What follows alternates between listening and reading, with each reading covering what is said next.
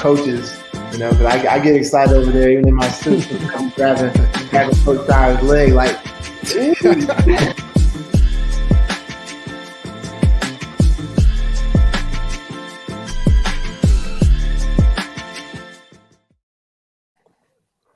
What's good, y'all? We back after a long stretch. Duke is 1-0 in ACC play. I guess I got to do a quick introduction for all the Facebook people because I see a lot of people are watching on Facebook. Shout out to y'all.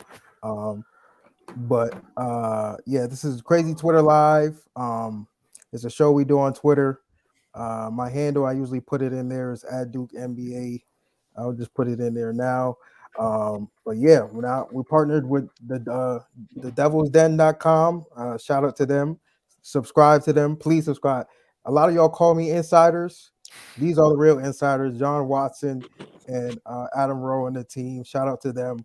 But yeah, we do this a lot after games. We just break down the games and talk about the games. So, let's jump right into it. Let me first introduce. We got my guy Russ, Duke Better, my guy Eric. Shout out to Eric joining us today. And obviously my guy Ryan. So take over, Ryan. What are your thoughts? Yeah, man.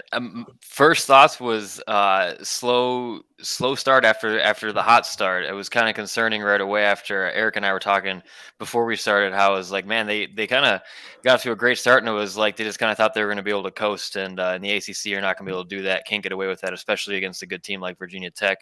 Yeah, I thought it was a great way to respond in the second half, and it was weird how slow they started in the second half. But as everybody pointed out on Twitter, including most of us here, small ball for the win.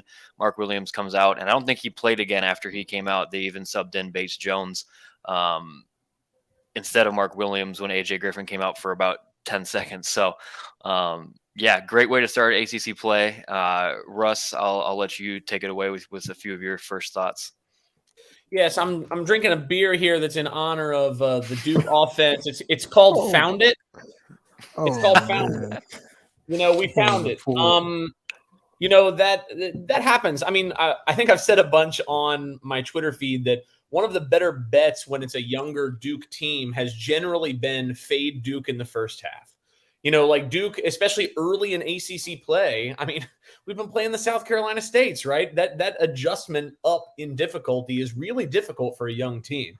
So, I mean, it shouldn't be a surprise when this game starts kind of slow in the first half. And I think we're going to see probably in the next few games, we'll probably see some slow first halves as we kind of figure out how ACC starts need to go, right?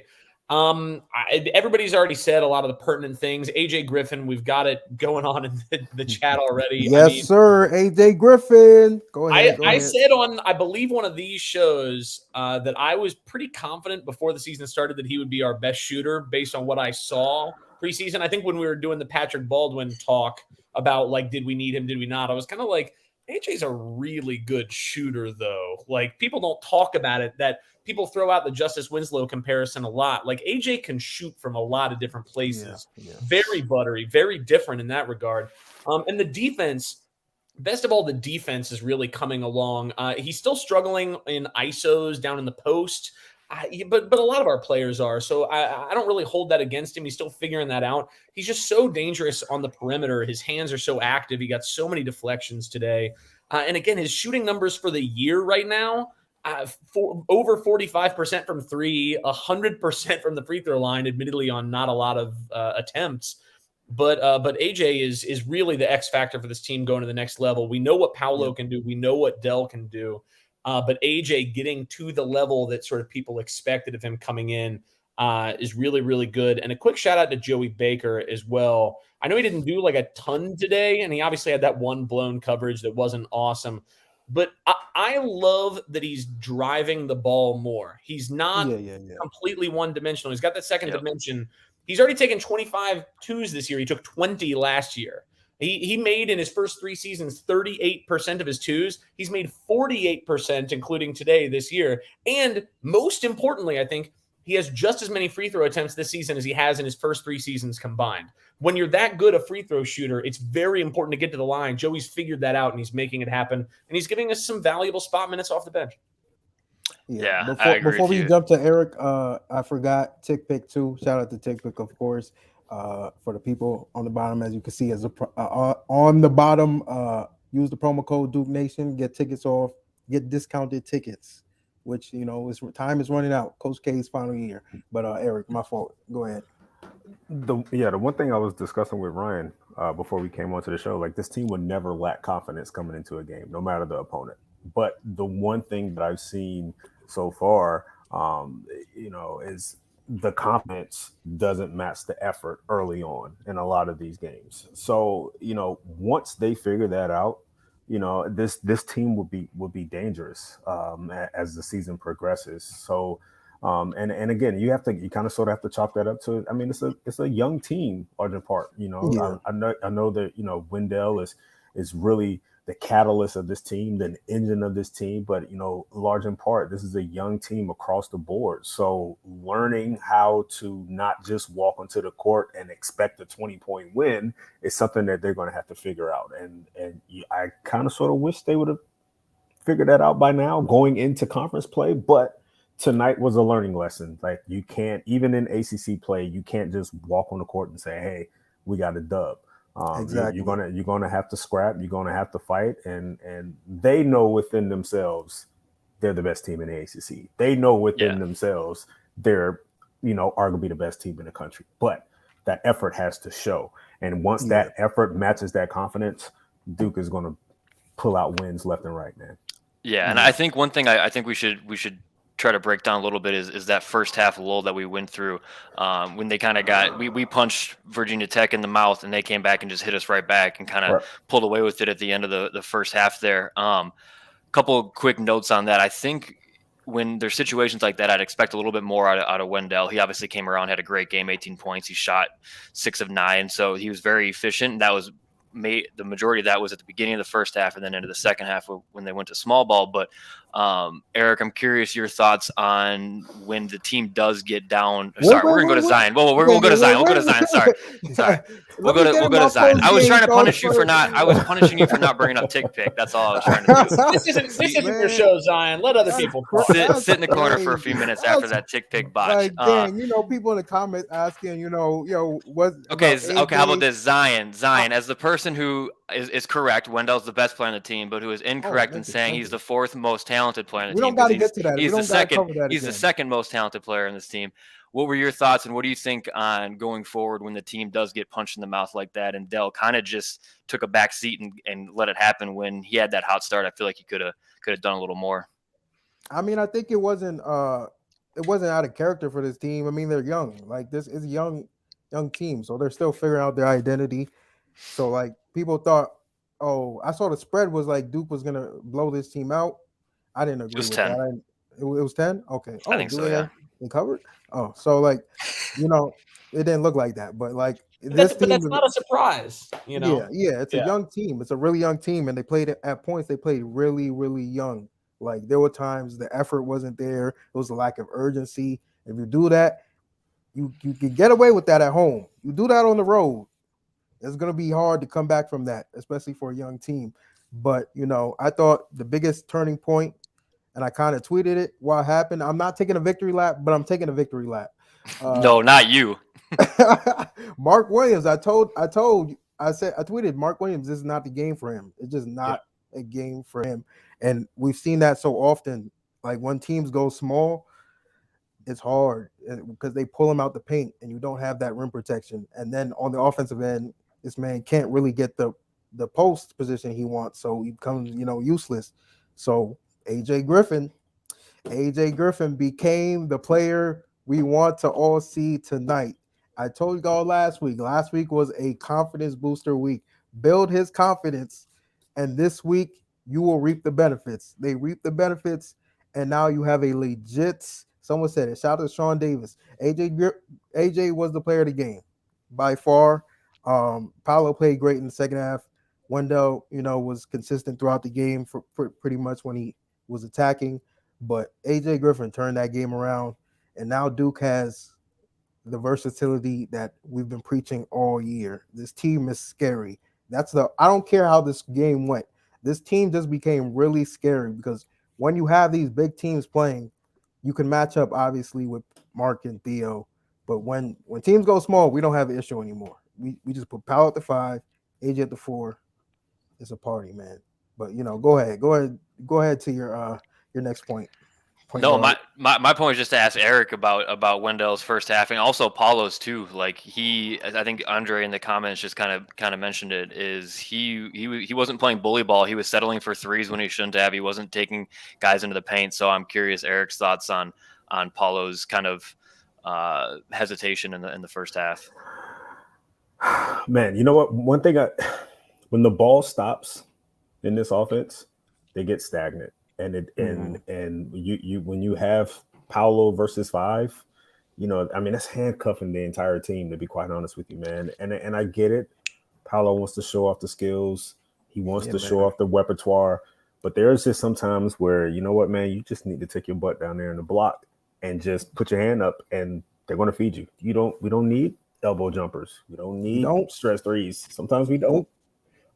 Especially in a game where the rhythm is thrown off on offense and they're trying to find a shot. Everybody, if you watch plenty of basketball, if the offense is stagnant and it's not, it's not rolling, what do the coaches tell you? Get to the hoop, get to the bucket, get the fouls, get to the line, get your offense rolling that way. So, but the one thing that I did see, and this is something we're gonna see a lot, especially in conference play, man. Teams are going to throw their best blows every single game. Duke has a big target on their back, man. So they have to understand that going into it. And, if they take that punch on the chin, they have to weather that storm. And again, that's what's going to mold them to be who we expect them to be. Yeah, and I think that kind of goes to Zion's point about AJ Griffin stepping up. Is now you have guys like Trevor Keels, AJ Griffin, Wendell Moore, Paolo Banchero. I mean, on any given night, if 2 out of those 4, most likely 3 out of those 4 step up and play great games, Duke's unbeatable at that point. I mean, and then you have if Jeremy Roach steps up and plays defense like he has been and drops in a couple baskets, this is going to be a tough team to beat. And I saw that they're favorited by Ken Pom, who we'll get to here in a little bit, in every single game the rest of the season. Don't do it. But first, I want to get Zion's thoughts on the jerseys because I know we've all been waiting for him. Zion had been begging for him. So Zion, your first take after the first game with those. But you already know. I'm about to share this to Twitter just so people can hear my thoughts on this. But the jerseys, listen. People are gonna get mad about this, but on TV it's a little overhyped. The photos were fire. Don't get me wrong. The photos were fire.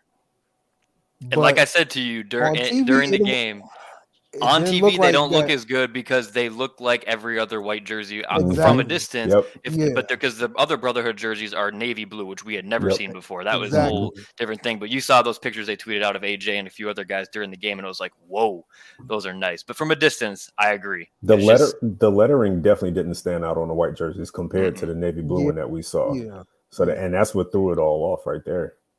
Very true. But like down to its core, if you were standing there and the pictures as well, looking at the jerseys, those are definitely one of my favorites that we've put out there. And the video, shout out to the production crew who put that together because that Mark Williams, AJ Griffin video was pretty nice. That was cool to see.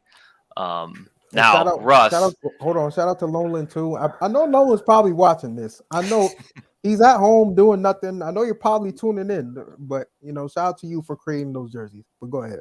Yeah, man. So any other thoughts from the game, Russ, Zion, Eric, anything else you want to chat about from tonight? I know Russ probably's got a few things. They said this is my worst opinion on Twitter. They said this is my worst opinion. Oh man, go ahead. Well, I mean, I'm gonna throw the question back to you, Ryan. Like, what is one takeaway from this game that you kind of want to see the team exercise a little bit more as they go deeper into conference play? Do you want to see AJ get more, not necessarily starter, but he's getting starter minutes? Do you want him to go to more the 4 or 5 with Paolo and AJ down there? I think just the in-game adjustments going forward will be interesting because, like Zion, you were the one that called it out on Twitter. I'll give you that right away, and Coach K did it within like 30 seconds of you saying it. So you guys were on the same page. But I think it'll be interesting to see going forward when K pulls that trigger. If he waits till the second half to see if Mark can go up against these small teams or if small ball. I don't know teams' heights and their makeup throughout the rest of the ACC. But if we know we're going to play a smaller team, does AJ get to start over Mark? I think that'll be interesting. I don't think we'll see many games where AJ starts, if any at all. But it'll be. I'm looking forward to seeing if Coach K takes those adjustments earlier in the game rather than wait until we're down and playing with lineups that way.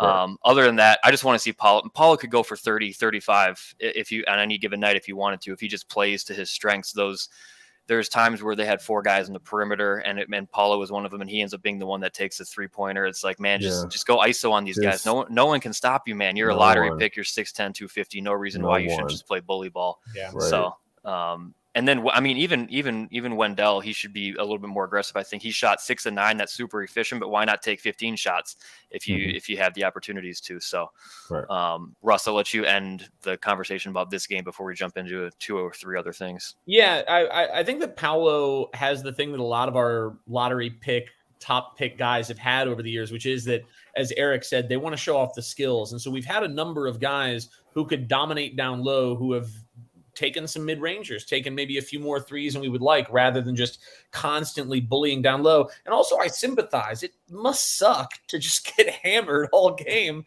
It's a lot nicer to have a finesse game. You got a little more longevity when you're not getting slammed all game. So, like, I dig it, but yeah, Paulo, I think we'll figure that out. Some of my favorite plays of the second half when we started to turn the tide were plays that didn't even result in baskets, where Paulo was driving and then looking for the pass. He passed to AJ a couple times. He had one kick out to AJ for a 3 attempt. It didn't go in. That was fine.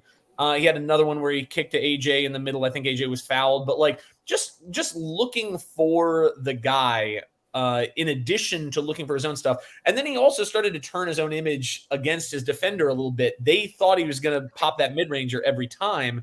And so then he would do the fade to the mid-range.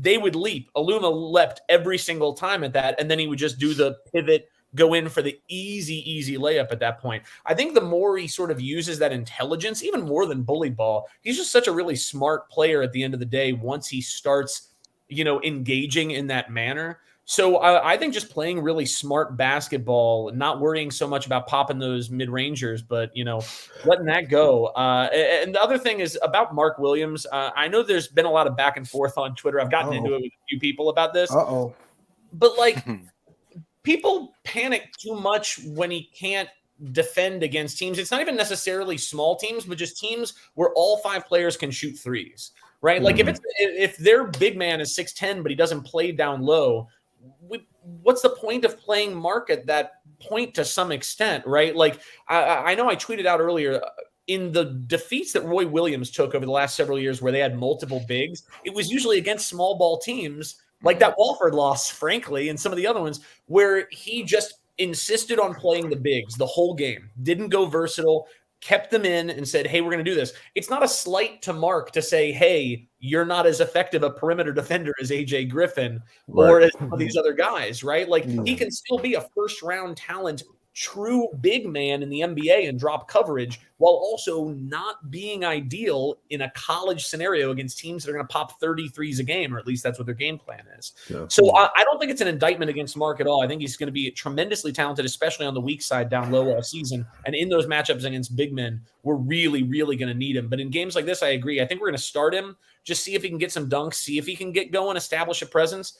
But as Ryan alluded to, I wouldn't be surprised if we start seeing the hook come a little earlier, maybe play him for shorter bursts rather than for longer stretches. Right. I mean, they already do. They pull him at the 16-minute mark every game, pretty much. For I meant the effective hook, like the hook for the rest of the game, more or less, right? Except for bursts. We didn't. Did we see him at all in the? I don't recall. We saw him in the second half. We didn't see him after he got pulled. After he got pulled, he was done. Bates Jones came in and played. This game, and that's fine. That's it's okay. We've seen what he can do against Gonzaga, against the bigs. How he can be the Mark Williams, but every game is not going to be like that. Every game is not going to trot out a 6'10" and a 7-foot guy. So I mean, it's going to be okay. I don't think it's going to affect his draft stock that much either, because like he's just not the sort of guy that teams are going to wheel out to switch on every possession. A team that plays drop coverage, a team like Utah, or a team like some of those other guys that have established big men, they're going to bring him in, be a backup right away. He'll fit perfectly in a scheme like that. I mean, if he's worried about he's long, he's a big with length that can defend the rim. He can write his own ticket when it comes to the next level. He's going to be okay. The shot blocking alone, yeah. Like I said, that Gonzaga game is enough for him to be a first rounder. Like that's all he really has to show. I generally agree. So that's a pretty good segue here because ESPN today came out with their latest mock draft, which had I think there you go. Paulo 2, Trevor Keels 7, Mark Williams 20, Wendell Moore 25, and AJ Griffin slipped out of the entire draft, I believe. I would assume after tonight that changes drastically for AJ. But he's been good. Yeah. Do you remember what teams these guys were going to? I think they're just doing lists at this point. I don't think they're assigning specific teams. I think it's just ostensibly a big board. That's just a board. Okay. Yeah. So Zion, your first thoughts on the draft of the mock draft right now? Like I said, it's early. Hold on one second. Keel's at 7 specifically. I'd like to get your. I want to hear your that did shock me. That very well did shock me. I have to check back and see if it was actually a mock, but I think it was a mock. I mean, I'll check the. Our guy Grant normally don't miss, so I'll take it for his word. Shout out to Grant. I think he was pretty accurate with that. But Trevor Keels at 7. I did not expect that. Not expect that. But I mean, he's a 19-year-old guy with a lot of growth in his game that he can if he becomes a shooter that we think he is, plus with his linebacker size, I guess he could be really effective on the next level. But that shocked me for sure. The only one that's really bothering me is Paolo. I don't know what Paolo got to do to be number one. I just don't know. Mike Schmitz must not really have something against the Bancaro family because he's not budging on moving Holmgren off of the one line. It's the cramping. That's what it is. He's getting punished. It must be. Cramping twice in the game. It got to be that. I saw the defense he graded on TV. The defense he gave him was a C+. I was kind of confused with that. I didn't think it's a C+. Yeah, defender. that seemed a little hard. Yeah. Like if he said B.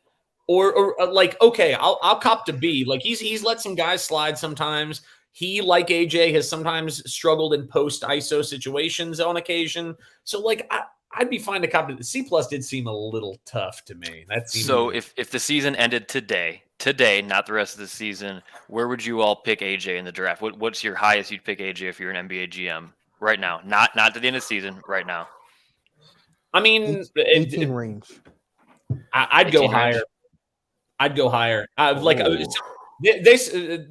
comment was said earlier that maybe Dell is the second most talented player on the roster. I think that's selling what Griffin can do a little short. Like Dell is. I agree that Dell is a beast, right? But AJ is a better shooter today. I think that's fair, and I think that the upside on defense is also probably better. He's not the passer that Dell is. He doesn't have the intangibles right now that Dell does. But Griffin's ceiling, I think, is higher. I mean, Vicini over The Athletic has AJ Wright today at 12. I think that's pretty fair. I think late end of the lottery right now with nothing else is definitely where I would go, because once you establish also the high school tape from like before, there was a time before he got hurt where he was considered a very real number 1 overall pick prospect. I mean, and that's the thing. GMs are still understanding, like he's still kind of sort of getting his feet under him at this point, and he's still improving game by game by game. So yeah. Grant said Paulo was to the Thunder, Trevor was to the Spurs, Mark to OKC as well, and then Dell to Houston, and obviously AJ undrafted. But I think I agree with Zion. Paolo and Mark together? OKC? Yeah. Okay. Yeah, there you go. Reunited. But I think I agree. I think it's that 15 to 20 range right now if I'm an NBA GM. But I think there's potential if he stays healthy that he can move up into that lottery. And I kind of would be surprised if he stays healthy. I'd kind of be surprised if Griffin is behind Keels in the end of the year mock drafts. I think the potential is a little bit higher there. Trevor to the Spurs? Yeah. Oh my God. That'd be nasty. You get him in that system. him and Trey? Right? Hey, they got a free Trey first. Shout out to Trey. He's balling. He dropped 30 the other night, didn't he? Yeah. Trey? Didn't Trey drop like 30 in the G League the other night? Yeah. Did he? Oh, I didn't even see. Yeah. I didn't even see. Something like that. Trey went off. Vecini, the Athletic, has Keels at 17 to the Knicks. See, I think that makes more sense, but Vecini's also got Paolo number 1. And he knows all that. right, shout out Vicini then. Vicini's a little. His podcast, by the way, big shout out to his podcast, Game Theory. No. You're going too far. No free pub. I don't even know him. Sorry, no free promo. Don't listen. Honestly, free promo for you, bro. Honestly, I think I like that fit better for Keels with Thibodeau's defense. Yeah, a little bit. Backcourt. Like, oh man, that would be. I don't like two Dookies on the same team. I mean, why not? Two young players on the same team. Oh, okay. sure. I don't like it. I don't like players on the Knicks. Knicks are just snake bit, dude. As long as Dolan's there, it doesn't even matter, man. Like, Ryan, we do got to get to this. We got to get to this. Yeah, that's what we're going to next. First, I want to shout out to Cole, Skull Vikings. Let's go, baby. Other than that, we have the Ken Pom Player of the Year rankings that came out today. Zion, you have the screenshot? Yeah, there it is. Nasty. So Zion, I'll let you take this one away and give it to Russ a little bit. Let me share this to the community first. We got to talk about these Ken Pom rankings, and I know Russ here. Oh man, you're gonna protect them. You're gonna protect them, but hold on. I'm not protecting him. He has said admittedly that this would not be what his list is as a human being. Oh, I don't care. Then your analytics are off. They're off. This is poison to the basketball culture. This is poison. Number one, you look at this. This is just stupid. Like it's all efficiency based. Look at those names that are there. And it's clearly just exclusively based on efficiency at this point in the season, which makes sense. Even make sense to me. But that's not National Player of the Year, right there. But that doesn't even make sense. He's not saying these should be the National Player of the Year. I get it. It's all based off of numbers, but this still doesn't even make sense to me because what does Wendell do wrong? What has he done wrong? He's not as efficient according to their from three. Like he's efficient. He shoots like 57% from the field. He shoots like 57% from the field. Yeah, he doesn't turn the ball over. He's efficient. He's an elite defender. What does he got to do to make these equations? This is the problem with Ken Pom. Ken Pom cannot. But also, I mean, if you look at the ACC Player of the Year rankings on Ken Pom right now, it's got Paolo at number 1. It's got Dell at 3. So, I mean, like, clearly there is preseason stuff, which Ken Pom, again, has repeatedly said that the numbers even out by February, March. Early in the year, a lot of his preseason predictive stuff is cooked into it. If Paolo is ahead of Dell in an efficiency model, that's clearly based on the fact that last year Dell was not very efficient. He just wasn't. And that right? Is so there's still predictive stuff in there. But that is the whole problem with Ken Pom rankings and why people put too much factor into his rankings. I hate his rankings. His rankings are based off of equations. Not off for watching basketball, but they're based off of equations. Like, I mean, that's rankings are problem. stupid in general. Rankings are very but when you can look at one team and clearly see that they're better than another team, but your numbers and your equation that you designed yourself don't add up with that, that's when I have a problem with the rankings. And even their team's rankings, I don't know if you can pull that up at all. Right. I think you got to pay for it. But even their team rankings has Duke at like 9 or 10 at this point. And if you watch Duke, they're at 6. They were at 7 before the game, and they're at 6 now. Bro, they started at 10. Bro, he has 2 Purdue players on this list. None of them are Jaden Ivey. None of them are Jaden Ivey, bro. Because if you look at Jaden Ivey, if you look at like just the rebounding numbers, it clearly favors bigs. I mean, right now, look at it. Look at that list. It is all big. That's a lot of bigs. It will even out by March. If Duke wins the ACC as they should, and they win it fairly handily, as honestly they probably should, you will see at least one Duke player on that list by March. Like these lists right now, like, don't matter in the same way that the AP rankings don't matter, in the same way that any ranking doesn't matter. No. The rankings do matter to an extent. They do matter to an extent. These rankings, I hope they shouldn't matter, but people use Ken Pom to make their justification why a team is better than another team. I hate that so much because it's so based off of numbers. Like, you cannot do that. You just cannot. Yeah, if you use any number and use just that, yeah, you're right. If somebody says the reason why Team X is greater than Team Y is because Ken Pom says, then they are wrong. Like, then they're just wrong, right? But if you say, based on a combination of eye test, previous game results, Ken Pom and other analytics services, and other things, then you can start to construct an argument. Anybody that bases an argument based off of just AP rankings, just Ken Pom rankings, just eye test, just anything is a fraud and should be treated as such. So, yeah, if somebody comes to you and says Duke is worse than this team because Ken Pom says at this point in the season, then laugh at them and say you don't understand Ken Pom. Like, you I'm don't laughing at them if they use Ken Pom at all. Don't use Ken Pom at all. No, I'm telling use your you, eye test. he doesn't watch basketball. First of all, it's definitely not true. His algorithm is supposed to be impartial to the eye test, and that means that especially early in the season, it overcorrects, especially as it pertains to preseason He's predictions. a mathematician, not a basketball analyst. He would be the first to say that. Analysts. We come for basketball analysts. Stop giving Ken Pom respect, people. He's just hurting the basketball culture and hurting. Zion's got it out for Ken Pom. I hate Ken Pom. He hurts the basketball culture 1/100th of the extent that AP rankings hurt the basketball culture. AP rankings are the poison on basketball culture, way more than Ken Pom. Pom. Not to the casuals, they're not, though. Not to sell the game, they are. That's what But that's what I'm saying. The things that sell the game aren't Ken Pom. Casuals don't know what Ken Pom is. Casuals know AP rankings, and AP rankings are almost always way less accurate than even Ken Pom is right now. If you pulled up AP top 25 versus this Ken Pom top 25, we could run through it, and there is going to be some whack-ass shit on that AP ranking because they're going to be like, well, this team beat this team by 1 point, which means they are definitely better all the time in every scenario. And I agree with you. To that's that just part. Not true. But, remember when they ranked Furman in the top 25 because they beat Villanova a couple of years back? And Ken Pom had Furman in like 120th. And, of course, Furman ended up around 120th. They weren't close to a top 25 team. It's like, what are we doing? You can't overreact to a single game or two games from three. Stop using Ken Pom. Season is not something that you should do. That is my message to everyone. As someone who watches basketball every single second, stop using Ken Pom. And as someone who watches basketball every single second, if you use it smartly, Ken Pom is a phenomenal. We're not using it smartly. We are watching the games. We are analyzing from our eyes, from our standpoints. And you should use your eyes and numbers in conjunction. Not using Ken Pom, everybody. Not using Ken Pom.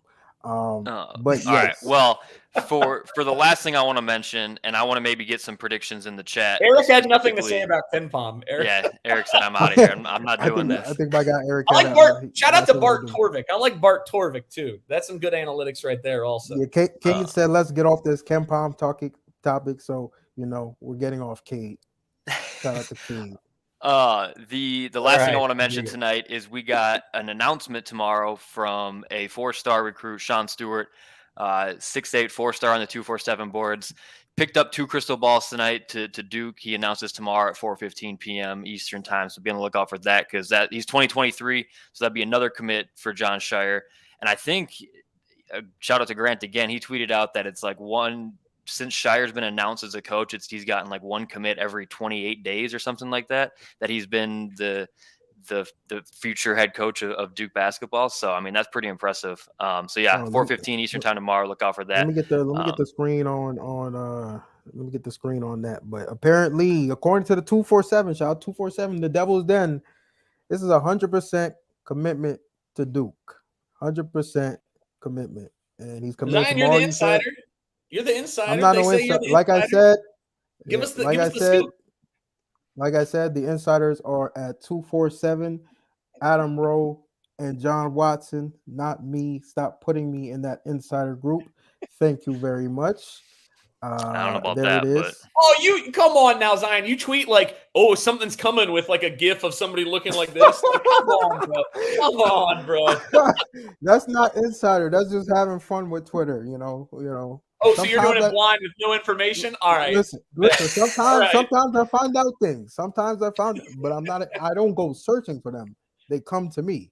And once they come to me, Oh, that's even cockier. That's even cockier. Oh, So they let you in the inside, right? They let you. We Oh call you, my yeah, goodness. we call you an Oh my insider, and goodness. you basically say, "I don't do anything. People just come to me and give me information." That's how much of an people insider let I me am. inside. I'm an not the insider. insider. Like, I'm not looking for the information. It just pops up on my table, and I start, playing with it. But Comes there's across the nothing- desk over at Complex, and Yeah, Zion's like, there's "Well, nothing wrong I'm gonna with tweet something funny about it." How did this Oh get my here? goodness. I have no interest in this. But yeah, What do Zion, we- you want to close us out here? We've been on for a little over a half hour. Yeah, Great win man. to start ACC play. What we got next? We got Clemson next Wednesday, the 29th, I believe. That's a 2 Get our o'clock guys a little game. break. Where is that game? That game is at Clemson. 2 o'clock. 12:29 is 29. That 29 is Wednesday. Right? It's an afternoon that's a game during the Wednesday. week. Yeah, I don't know if we'll be man. live for that game. We might be live. I don't know. It'll end probably like 4:30 ish. But I mean, at least it won't be a late game. So Yeah, I wonder if our guys will get. I'm assuming they'll get to go home for Christmas, but if they do, hopefully, no one comes back with COVID. We don't definitely, need any of that. Happy holidays to everybody for sure. Yeah. That at Clemson game is gonna suck, dude. It's gonna be terrible. It's gonna be terrible. And Clemson beat Virginia today. Although Virginia is trash, but they said on the broadcast. Who was it that said on Twitter that on the broadcast they were like, "Oh, they held Virginia to 50." Somebody's like, "That's a good game for Virginia." That's an offensive juggernaut performance for Virginia. Yeah, that's Clemson at Little John's always tough, dude. That's gonna in our first road game in the ACC. Yeah, they better be awake for that one. At least that we know the fans won't be crazy. That's a 2 o'clock game. Ain't no way. Yeah. Let me knock on wood and make sure that's. Yeah, I know. Serious. That's gonna be rough. After that, shout out to everyone. Happy holidays to everyone. After that, what do we have? Good Georgia Tech? Is that Georgia Tech? Yeah, then we're at Notre Dame, and then we got Georgia Tech at home. Notre Dame's the New Year's Day game. We might be live for that one. We haven't decided yet, but we'll let you know. Yeah, and then home against Georgia Tech. It'll be nice, man. My last thought is I can't wait to get the Crazies back in ACC form because obviously they've mentioned it multiple times. It's all families from out of town. I'm glad everybody got their chance to sit in the student section with Kay out there. But man, I can't wait. They got loud for that run in the second half, but they didn't get Cameron loud for the second half, so I can't wait. Respect to everybody who showed up over the holiday break for the students, but we need the students back, man. We need that place rocking. We need that place rocking again. We're gonna see what happens with COVID. I mean, like they're gonna go remote for at least the first week when they get back, right? I mean, isn't that what they announced today? So I mean, like we're not gonna have for that game on the 4th and the 8th, Georgia Tech and Miami. Like we're definitely not gonna have students in the seats. I'd be pretty surprised. Hopefully by the NC State game on the 15th, maybe we'll have some bodies in there. Just hopefully locals and Iron Dukes and things will come in and there we go. It'll always be packed. It's just Cameron, but maybe TickPick will send us down there and we'll do a show from there and get the. I don't know about that, man. Not me. I'm staying home. I'm staying home quarantine. No, thank you. Omarion, Omicron, whatever is running the Omarion. No, thank you. Got an ice box where your virus used to be. But we'll see. We'll definitely appreciate y'all for joining everyone on Facebook, YouTube. We are streaming from 3 platforms today: YouTube, Twitter. So shout out to TickPick. Use the promo code if you want to do tickets discounted. Shout out to the Devil's Den. Subscribe to the Devil's Den. Telling you, they the real insiders. And they do right now, actually. I have been informed they have some news about Sean Stewart and a little bit of Caleb Foster as well. So go check them out. Subscribe to them. They got some actual insider information on this. So those boards be popping, man. Yeah, they do, man. You gotta hop on them boards. They know their stuff. Little tease there. I like that. That was a nice little segue there. I like that. But definitely appreciate y'all for joining. We'll be back soon. The ACC play under the way. Want to know? Shout out to everybody. Let's go Duke.